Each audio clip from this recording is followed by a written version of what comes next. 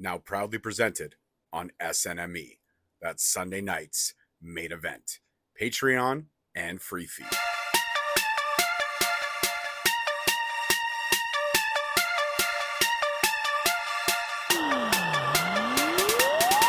Hey guys, what's going on? It's your host, your boy George Mckay, back here again on the MLW Rewind. And as you know, I never do it alone. I always do it with my PIC, the one and only Uncle Bobby B.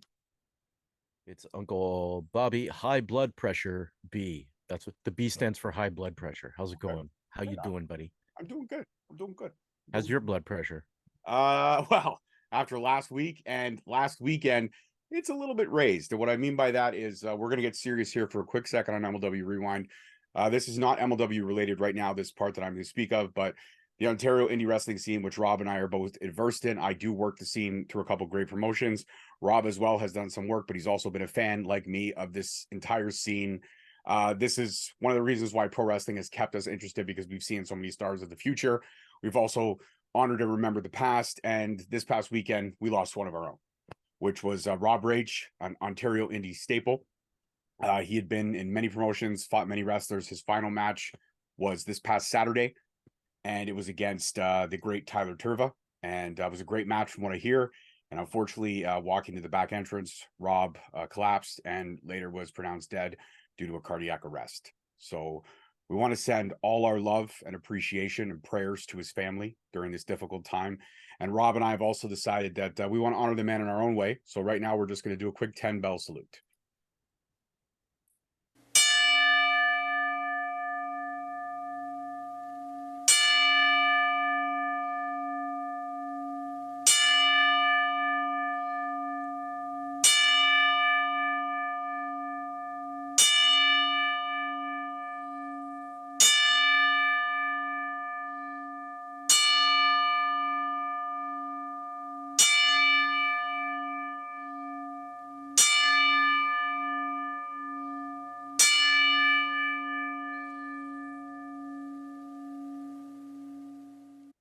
Rob Rage, that's for you, buddy. We know you're looking down on all of us here in Ontario, and we're going to keep your memory alive. And we appreciate everything you contributed to this scene. Sorry, getting emotional because I did work with Rob at New Frontier, and he was our first grand champion as the great character Cranio X, and he will be deeply missed by all that knew him. You may not have liked his opinions on certain things outside of the ring, but inside of the ring, he was a great talent. And it's unfortunate that his life was cut so short. Rob, you got anything to add before we get into MLW? I didn't know Rob Rage personally. I did call him to the ring once as Cranio X, but I know a lot of my friends have worked with him, and your friends as well have worked with him for years and knew him well. And so just want to, our condolences out to his family and friends. At the end of the day, he was a pro wrestler. He was a good brother, and it's always sad when a good brother, sister, person, whomever leaves us. So, keep the memory of Rob Rage alive, I'm sure, and the Ontario indie scene will do that. Absolutely. Couldn't have said it better myself, man. Fantastic words for a fantastic talent inside that ring, for sure. All right, let's get on a more happier note. This week's episode felt a little all over the place. I'll be honest with you. It felt a little tethered, but there were some bright spots in matches. There were some matches that I think Rob and I may agree or disagree on, but there were some bright spots. What I did love was the beginning of this episode, Rob. It had the vibes of Rocky. Alex Kane is running through the streets, which I assume to be the streets of Philadelphia, where Rocky ran through those same streets. And Creed, Apollo Creed's son, ran through those streets. And now the Bomaye Fight Club captain is running through those streets. And he's talking about how this match between him and Fatu, it's a dream match, Rob. It absolutely is a dream match. And how Fatu has his blood, being the Samoan bloodline and the heritage that's there. But Alex Kane also has his blood, and that is the Bomaye Fight Club. And this fight, this war, that's on Bomaye. And I absolutely loved it. What really would have been the piece de resistance for this vignette, Rob, would have been if he had ran up the library stairs. I mean, I know it's cliche, but come on, man. It has that big fight feel to it, baby. That's too much of a baby face move. Alex Kane is too Yeah. badass. True. And I'll tell you, I've just been like all day. I've been walking around my house with the theme song, Bomaye, Bomaye, Bomaye, Bomaye, Bomaye, Bomaye. It's so like super catchy. It's one word. You got to remember. That's it. That's it. Yeah, yeah, it's One word, three badass. syllables. It is absolutely. Alex Kane just on fire right now. He really can't do much wrong on the mic or in the ring. So it's what I expect from this guy. He's at a fantastic level right now, and he's still getting better. That's what's scary about him. Like, this kid hasn't peaked. He's still young. So it's scary how good he's becoming, and it's gonna be amazing just watching his career continue to unfold.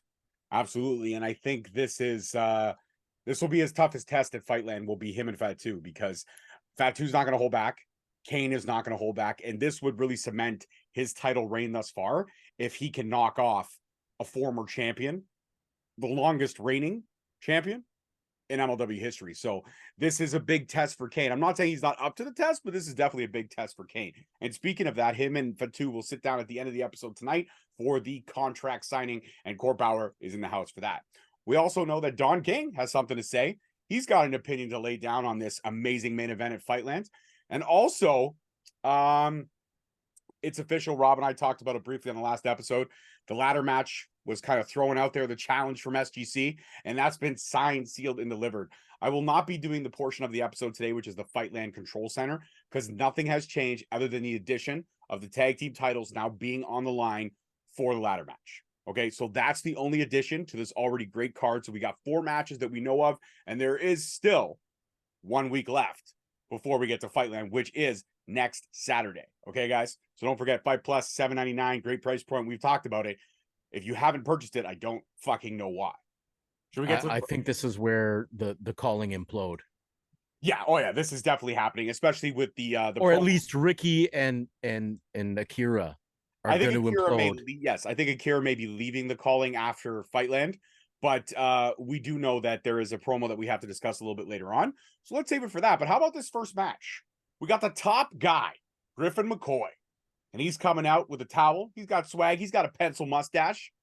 Okay, and he's got this sexy wristwatch, Rob. Not mine. Mine is just a Puma wristwatch. Very $49.99. His was it's just a Puma. His watch was a lot nicer than mine. But he's got swag. He has got swag and confidence. And he is sliding into that ring in his MLW debut, but he is taking on a vet in the pro wrestling world. Not only in MLW, but the pro wrestling world. None other than Hot Sauce Tracy Williams. And let me tell you, this match, fucking incredible. Great match. Great match. Great match. Way above my expectations. And McCoy, how about McCoy? Let's talk about Griffin McCoy for a second. This kid is fucking phenomenal. He survives the onslaught of Tracy, going from the STF into the crossface, still reaches the ropes, gets the rope break, takes Tracy Williams, okay, shot for shot, trades shots with one of the most underrated strikers in pro wrestling. And then due to Tracy with some unfortunate contact with the ref going up the pile driver, Griffin does find the opening, scores the low blow into a half and half suplex, into that sweet sunset kick for the 1-2-3. So other than the low blow, McCoy impressed the fuck out of me.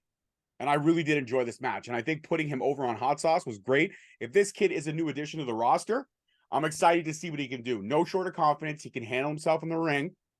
The low blow, it is what it is. But everything else was phenomenal. But Rob, what do you got on this? What do you got on this Griffin McCoy kid, man? Because I looked him up and he is not green. He's a 6-year pro, but I think he's due for some spotlight, man. This kid can work. Yeah, it was named as one to watch on the PWI Top 500 this year. East Coast guy. He's been around quite a bit, like 6-year pro. He's got some size. He's definitely got the charisma. And like, you can teach wrestling, you can bodybuild, but charisma, you kind of have it or you don't. It's hard to teach charisma. So he's got that natural charisma, and that kid can work. They had a great, like, kudos to both these guys, because it was a great match, and a great match comes from two people working together fantastically, which they did here. Tracy Williams, such a wrestler's wrestler. That I loved that, like, move he did, almost like a DDT off the top into the turnbuckle. Yeah, I thought that was super cool. I didn't know what to call it. I was like, is that like an inverted basement DDT / a bulldog? I didn't know what to call it, but it was fucking I don't know what it was, but it was effective. It just reminds me of, like, I don't know if you remember Fedor Emelianenko. I can't really say that. He was an MMA guy, okay, but he never fought in the UFC, but he fought everywhere else. And Okay. he's basically the best MMA fighter that never fought in the UFC. And he was an absolute monster. And he's Russian, like connected, all that stuff. But somebody asked him once, like, what was his approach to a fight and this and that, and he was just like, I do what hurts. So I just thought, like, that's what it reminded me of Tracy Williams. There, just he does what hurts. Like there's a science to it, but at the end of the day, he does what hurts. That's how I think of Tracy Williams, which is, and I mean that as a compliment, Oh, obviously. absolutely. We're talking pro wrestling here, but that, yeah, no, Griffin McCoy, that reminded us of a local indie guy, Ontario indie guy by the name of Tarek, who does a fantastic springboard kind of, what did he call it, the sunset kick in this case? He calls it the sunset kick. That's what he calls it. I guess that's his go-to finisher, because he set it up with the half and half, and then he went into that. He did it great, but like I'm always amazed by guys doing that move, like you're springboarding off the rope with one foot spinning around and hitting dead on target. That takes such agility and precision and timing, and it looked great here. So big win for Griffin McCoy on his debut. I think we'll be seeing more of this kid. Absolutely. I want to see more of this kid. So I thought usually if somebody gets a win right off the hop, like we saw that with TJ Crawford, he got a win, and now he's been featured in a few episodes, kind of become a regular member of the roster. We haven't seen him work since those first couple matches because he's in the storyline with Tony Deppen. But regardless, it's been enjoyable to watch Crawford, and now adding Griffin to the mix. Who knows? I mean, I think he could fit in pretty well with Deppen and Crawford. He's got that same confidence, same swag. So I don't know. He could fit in pretty well there. He could, and it's something I like about MLW is you don't just bring in, and I don't mean this to insult anybody, but you just don't bring in like the big names. You got to bring in the guys who are going to be the big names in a few years. And MLW really does a great job of that with an eye for talent and the young talent we've seen coming in. Ichiban, Nolo Katano, the main event, Griffin McCoy. It's just the list goes on. And so they've got the names, they've got the Fatus, you know what I mean? They've got Matt Cardona and Ricky Shane Page and the second gear crew, but they've also got this whole crop of guys who are going to be at that level in the near future, not the distant future. So really, really enjoying the mix up in the lineup right now. Absolutely. Absolutely. Could not say it wrong. So we got a recap of the MSL gift that was stolen. It's almost like Jacob Fatu was the Grinch and he stole Saint Laurent and Cardona's Christmas. As you know, last week there was Grand Theft Auto, and it was Matt Cardona's brand new BMW. Jacob Fatu stole it after Cardona made out with it profusely. I just want to reiterate that. It was also, yeah, he really was. And it was also a recap of the attack on Thomas, which kind of set up the heat that we now, like the even more heat that we have between Kane and Fatu. Because Kane and Fatu respected each other, but now you throw into the mix that like Fatu inadvertently is accused of going after Thomas when it's not Thomas, and we know it's Cardona. But Kane, I guess, hasn't forgotten any of that. But we get an MSL promo, and he's got plans for Fightland. He's got big plans for Fightland. And also for two, you got receipts coming. Okay. You can't steal a car. And I mean, what the hell? Why are you stealing that car? You can't fit your 17 kids in your already existing car. And he swears to God, if they find a roasted pig in the trunk, he is going to be very upset. Very upset. And Fatu will rue the day. He will rue the day. But now on to bigger and better things. MSL wants to bring wrestling to the 1%ers. He wants wrestling to be in the country clubs. He wants wrestlers to be in the $1 million homes. He wants wrestling to be where the 1%ers can appreciate it and make it the spectacle that the rest of the world sees it as. And now he's going to unveil the new World Titan Federation logo. And let me tell you something. I would have a picture of it behind me, but it's not going to do justice on this TV. You've got to watch it on a 4K TV to really appreciate this modest, yet sexy, yet little bit egotistical logo. It's classic, yet it's new. You know, what's the cliche saying, Rob? Everything old is new again. Does that feel right with this logo here? It's just different enough that you're not going to get a cease and desist desister. But it's pretty clear where the inspiration was taken from. Oh yeah. So the designer there, good job on legally keeping it within boundaries, but still getting the point across. I had a good chuckle. Uh, So I if fucking I may, died. I was yeah, it was and shout out to MSL. dying. Dude, I don't know where that energy comes from. He is so motivated and exuberant when he talks. I don't know how he does it. I wish I had that much energy. It must be you know what it is? It's when you're that comfortable, Hmm. you're in a velour tracksuit, Yeah. your energy levels are just your confidence is up.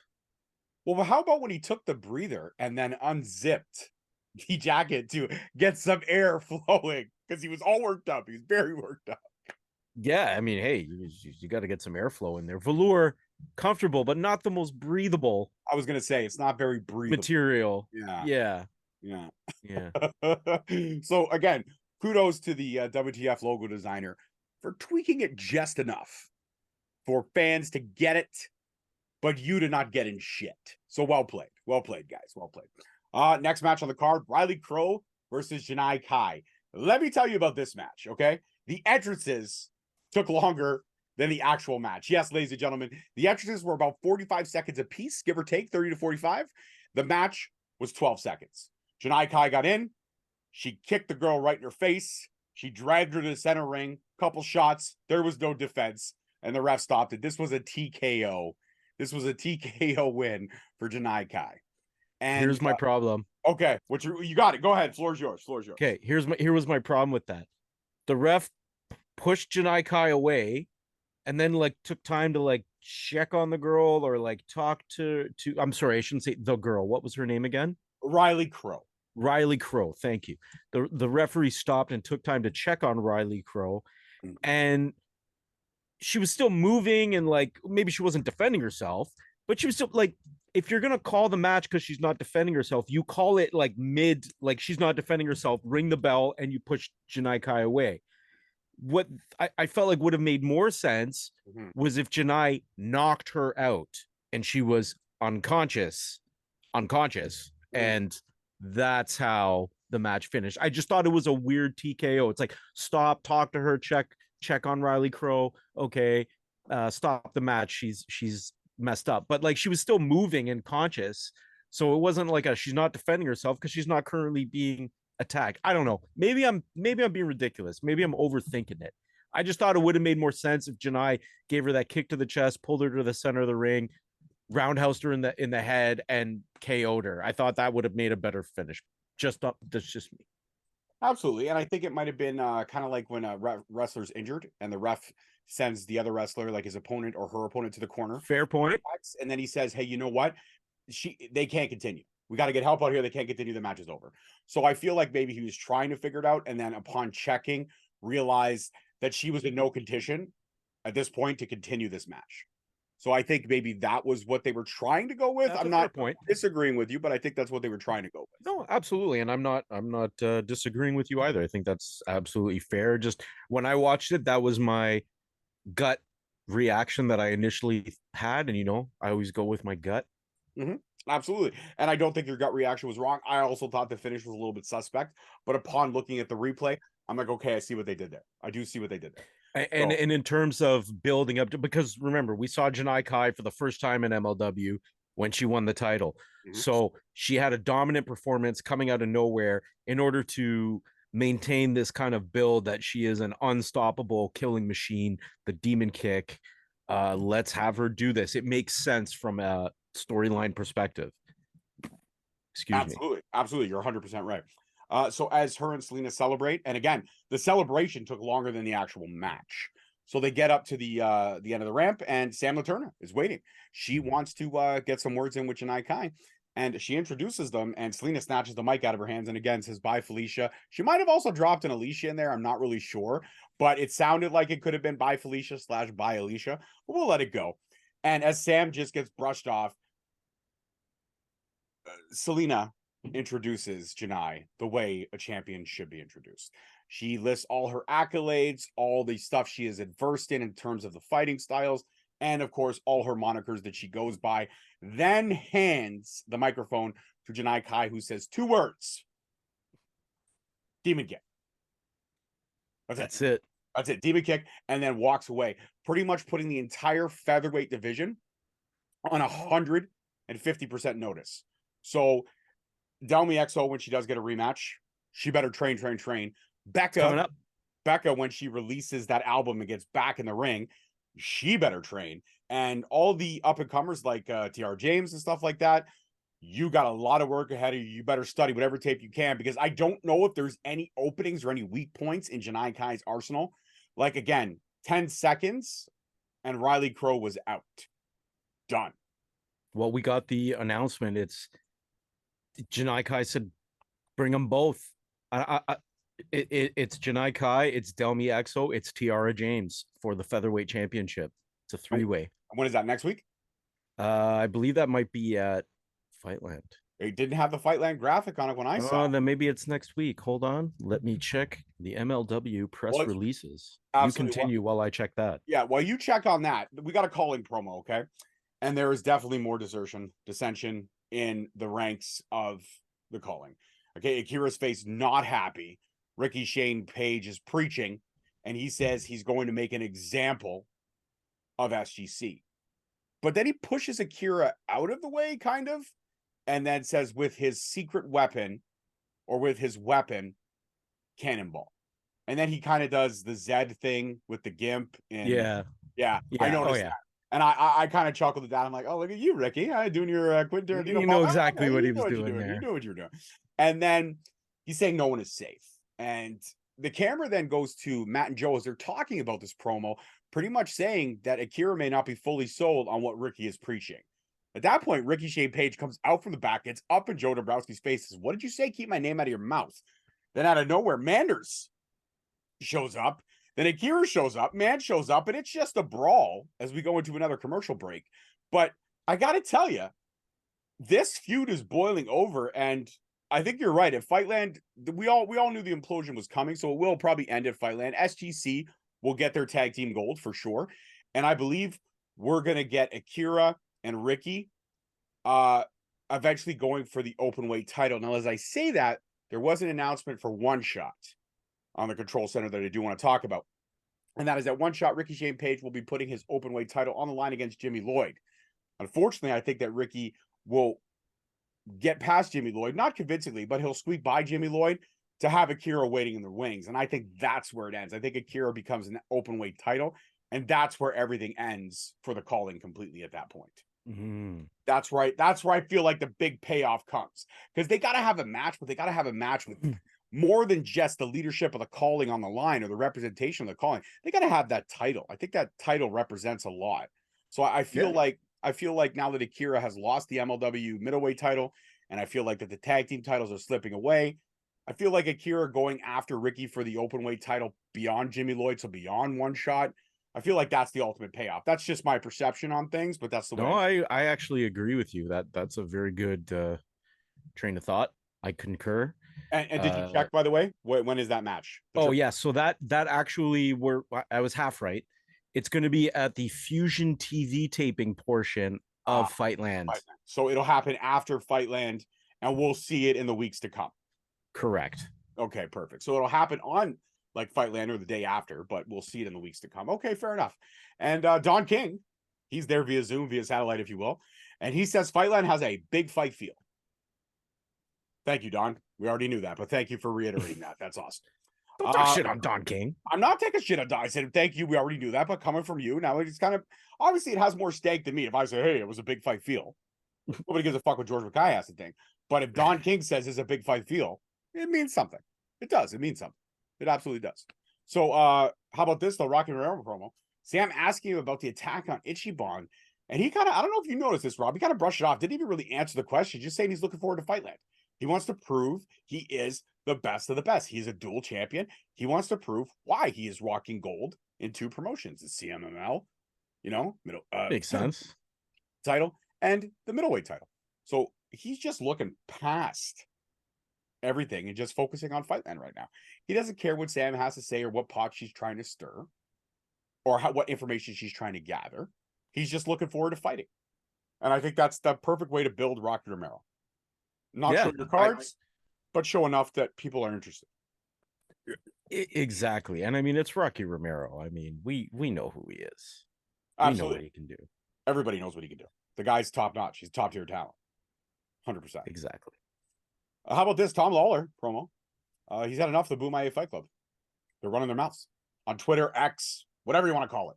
He couldn't even, and it's true. You know, there's a lot of things going on right there. He says on Thanksgiving, it's going to be the WTF versus the Bomaye Fight Club. That's right. We're getting an old Thanksgiving Day throwdown, and they're going to feast on the Bomaye Fight Club. And by the way, I do want to say this, Tom Lawler, I appreciate everything that you do, and you're filthy, and I get it. But you have cauliflower ears from many years of taking shots. To put your mouth guard in your cauliflower ear and have it hanging, literally dangling while it almost falls off because there's no cartilage. So I don't think that that's what I think Tom Lawler should do. Tell me if I'm wrong. Get a chain, like any kind of chain you want, and then put like the case that the mouth guard would go in on the chain, and then clip the mouth guard in the chain. I think that represents filthy to the extreme. But like the whole time when Tom Lawler's doing a promo, he's saying amazing things. Tom Lawler can cut a promo, but I don't know about All you. you can look at is his mouth guard. Oh, all I could focus on was that ear, and I'm like, is it falling? Is it gonna fall? It's gonna fall. I feel it. It didn't fall, but that's what's intriguing me the most right now. But anyways, what do you got? What do you got on everything I talked about from the Rocky Romero promo? Did we get your opinion? Oh yeah, you agree with me on the Jimmy Lloyd thought process. What do you got on the Rocky Romero promo, and what's your thoughts on Filthy Tom Lawler's promo and his mouth guard? I mean, we talked about Rocky a bit, but Filthy Tom, I mean, yeah, the mouth guard. I don't know if there's a way he could be even filthier, like with that mouth guard. I mean, the idea of the chain, the mouth guard on a chain isn't bad. With the case, gotta have the case, Yeah. and you know what? The chain should be gold, but the case should stay plastic. The case Yeah. should stay plastic. I mean, it was pretty decent from Tom. I gotta get he's got to get his feet warm again in MLW. He didn't forget how to cut a promo, but I think he was maybe little not at his best. Maybe phoning this one in. Nah, I don't want to. I hate using that because it seems like I'm like I don't like to. We like to be constructive. We don't like to put No, people down that are out there I'm doing not things. shitting on the promo. The promo was no, I know, great, but it was I was focused on this, all of this. So yeah, maybe not the best delivery in my opinion, but who am I? yeah, exactly. Who am I? Who the fuck are we? We're just two men sitting in our basements talking about wrestling. And you know what? From now on, we're gonna start every show talking about where Tom Lawler's mouth guard may have ended up.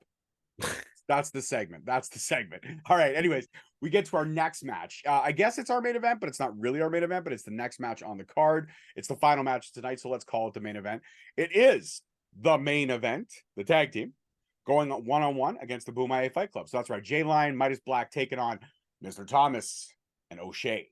And Thomas and O'Shea look good. I mean, these are two big boys, two tanks. And you know what? Main event got their spots in, they got their work in, which I do appreciate that they always do get their spots in.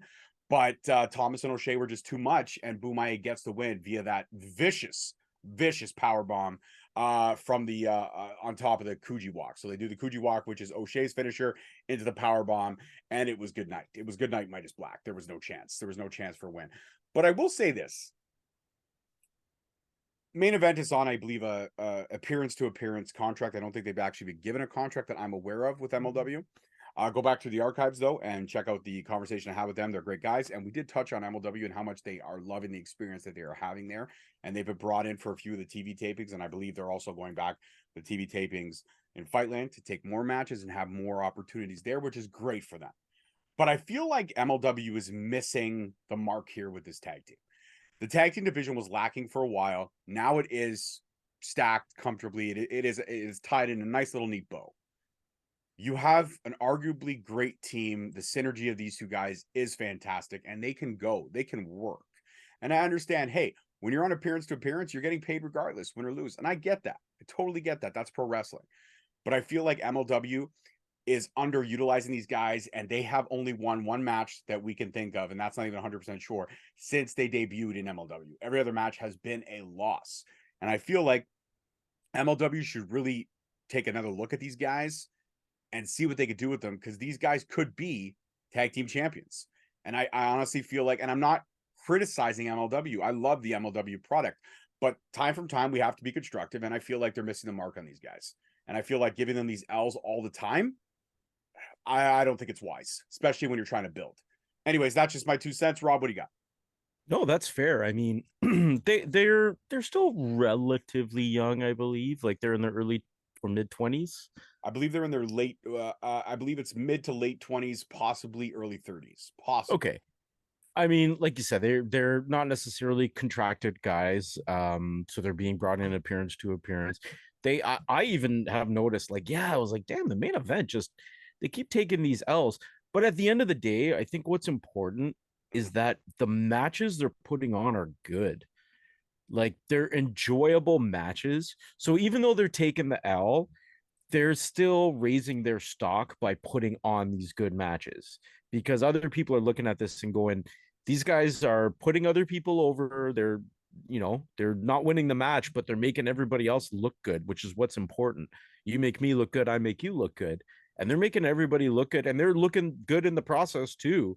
I mean, I really enjoy their style. They're very interesting, unique, the way they incorporate their gimmick into their actual, in-ring work with the jumping through the hoop and all the other stuff. It's a cool gimmick. I dig it. They're nice guys. We talked to them at Demand Lucha. But yeah, I understand what you're saying. Like they could be future tag team champions, but they might be on just kind of a little bit of a Barry Horowitz run right now. They're putting people over, but they'll have their time to shine. Okay, yeah, that's a what? Even Barry Horowitz got a push. Remember that? Absolutely. I had him on my show. Go through the There you archives. go. Way back in the early days of Straight Talk. Look at that. Look at that link. Look at Full that. circle. Look at that little setup right there, huh? What amazingness. All right, how about this? Let's talk Second Gear Crew School. Okay. Mance Warner drawing out the game plan to Manders and giving Matt Justice an F for being tardy is fucking life. Okay, it is great. It is everything that you want and then some. Okay, I never knew that I wanted to be given an education by Mance Warner more than after watching this promo. And I really felt that the game plan was there. Here's Ricky, you put him through the table. Here's Akira, he's got a nice little hair. And here's this, see this? What is this? What is this? This is blood. This is blood. You make it bleed. It's green, but it's red. It's green, but it's red. You get the gold. That's what you do. And then I feel like we were going to get to like the master part of this educational plan. And then unfortunately the calling jumped them. And I felt really cool when I put this line together. It was a brawl in the hall. That's right. It was a brawl in the hall. SGC in the calling, brawling off camera down a hallway in the 2300 arena. And the tensions there are just boiling over. Tensions everywhere are boiling over right now in MLW as they go on to Fightland. I will say that. Rob, what did you think of SGC School and Professor Manders or Professor Mance Warner? What did you think? Dude, when Mance goes, he can just go. And like he doesn't even need to say that much because he just Manders going on. Like he's almost like a coherent boomhauer. And he's just like, it's hilarious. I don't know where this guy comes up with this stuff, but it's just so simple and so great. And it's his just unbridled enthusiasm for kicking ass that makes him so endearing. Like everyone can identify with Mance. He like just wants to have a couple beers and go out and kick some ass, baby, and that's nothing wrong with that. So I was loving SGC School. These guys are money. Like put them on the microphone, they're money. Sitting at a bar talking, they're money. Just money in general, baby. Green. And what color's money? It's green. Except if you're in Canada, it's purple, blue, red, and green. Yeah, it's all kinds of colors up here, baby. It's brown if you got a C note. Okay, I don't carry a lot of C notes, but I know what they look like. I haven't even seen a C note in years. There you go. All right, how about this? It's contract signing time. Court Bauer, he's there. Like we said, he introduces Jacob Fatu, calls him, the longest reigning champion in MLW history, says he may be going after his second title. And then he introduces the captain of the Bomaye Fight Club, the MLW champion. And Alex Kane walks in, repeating everything Court Bauer said, puts the title down on the table, and then says to Jacob Fatu, how you going to come to a press conference dressed like shit? Quote barefoot. Barefoot. Just quote unquote. And at that point, Jacob Fatu had heard enough. The table gets flipped, and it's Alex and it's Fatu, and they're going. And out of nowhere, Matt Cardona comes in to be somewhat of a peacemaker. And then they end up playing tetherball with Matt Cardona as they push him back and forth before they push him out of the way. And then it just blows, and it's a brawl, and it's a fucking disaster. And Court Bauer's pissed, and no contract was signed.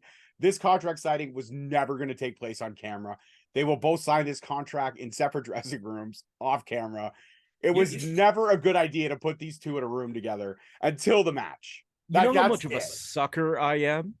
I still think that when they announce a contract signing, that the two guys are going to show up and actually sign a contract. You'd think after literally years and years of contract signings, you know, just turning into a full-blown Donnybrook, that I would learn my lesson. Nope. That's why pro wrestling is great for me, because you can still swerve me. I can still enjoy it. And yeah, contract signing, I guess I'm a sucker. It turned into, as I said, a Donnybrook, a what's the other word for it? A shit show, fucking disaster, a hurricane. Cluster. Yeah. It was a clusterfuck. It was everything a pro wrestling contract signing is supposed to be. And you know what? You know what would swerve a whole lot of people is that the contract signing actually happened, and it just happened. They both signed, they both shook hands, took a couple photos, and they went away. Everyone, I tell you right now, every pro wrestling fan would blow their fucking minds. You would wake up and the internet, the wrestling internet would be going crazy. Did you guys see that contract signing last night? Amazing. You know what they did? What did they do? They signed the fucking contract. Oh my God. Like it would blow the shit out of everyone's minds. It would be huge. It would be huge. It will be the biggest contract signing in pro wrestling history. Okay? The biggest. Okay? But it'll never happen because pro wrestling contracts are supposed to be a shit show. They are supposed to be a fucking clusterfuck. A contract signing is just getting two people who hate each other that are fighting for the title in a room and then destroying that. You know what they should do? They should up the ante with how much shit they can destroy and they should stop doing it in the ring. They should do it like they did it back in the day in the boardroom and see how much damage they can inflict to the boardroom. Oh, I like that. Destroy the boardroom. Destroy the boardroom. Not a match. Just that's the contract signing. You go like that should be part of the next WWE game or next wrestling game. When you have a contract signing, you could pick your boardroom, and then the only way to win the match is to cause the most insurmountable amount of fucking property damage that you possibly can. Contract on a pole match. Contract on a pole match. There it is. There it is. Absolutely. And on that tidbit for a great part of a future game that EA will steal from me, and you'll have to come back to this episode to see it because I said it. It's out there in the universe now. Please like, subscribe, all that good stuff. As we said at the beginning of the show, we are now on the SNME network, or we have been on the SNME network for months on months on months. We are loving our experience over there. They have treated us like family, and they have welcomed the MLW Rewind with open arms and open hearts, and we appreciate and we love them for it. And again, just go back when we talked at the top of the show about our fallen brother, Rob Rage, Ontario Indy staple. You know, don't leave things unsaid. Don't wait until tomorrow. Don't wait until an hour from now. You want to call somebody, you want to check on somebody, you want to talk to somebody you haven't talked to in years. Get hold of them by any means of communication that you can and check on them, because you know what? Life is fleeting and tomorrow is not promised. And I don't mean to get somber. I just mean to be real. Life is too short. Appreciate the ones around you that you can, and love the ones around you that you can as much as you can for as long as you can. Because, yeah, that was devastating news. And that's just that is George's final thought as we wrap up. I couldn't even add to that. It's well put. Thank you, man. I appreciate that. All right, guys, as always, I'm your host, your boy, George Mckay. He is the one and only Uncle Bobby B. Socials are in the link below. You can follow us on that Twitter, that X, that whatever the fuck it's called, and other shit. I'm just quoting Tom Lawler. Oh, and also, I will be starting up a new X account, and it will be Tom Lawler's Mouth Guard. That's what it'll be. And you can find that soon, coming on all your socials. Peace, love, and wrestling. We'll see you guys next week. Adios.